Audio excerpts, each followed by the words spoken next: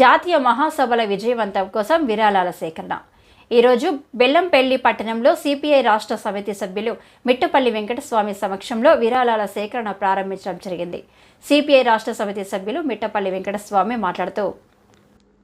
దేశవ్యాప్తంగా దళితులకు ఆర్థిక, రాజకీయ, సామాజిక హక్కుల పరిరక్షణ, సామాజిక న్యాయం కోసం, కుల వివక్షతల కుల నిర్మూలన కోసం భూమి లేని దళితులందరికీ భూమి కేటాయించాలి అని, ప్రైవేట్ రంగాల్లో రిజర్వేషన్లు అమలు చేయాలని, ఎస్సీ సబ్ ప్లాన్ దేశవ్యాప్తంగా అమలు చేయాలని, దళితుల అభివృద్ధికి కేటాయించిన నిధులు దారి మళ్లించకుండా స్వయం ఉపాధి పథకాలు అమలు చేయాలని కోరుతూ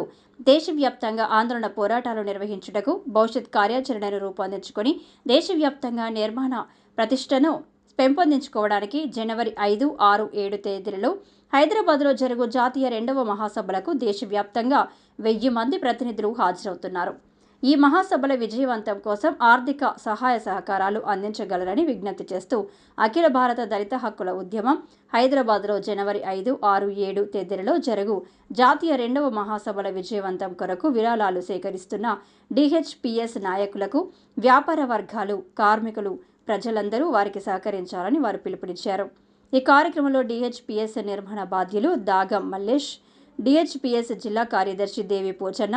ఏఐటియుసి ఆర్గనైజింగ్ సెక్రటరీ రత్నం ఐలయ్య, మామిడి గోపి, ఏఐవైఎఫ్ రాష్ట్ర సమితి సభ్యులు మొగిలి లక్ష్మణ్, గోమాస మల్లేష్లు పాల్గొన్నారు. పార్టీలకు అతీతంగా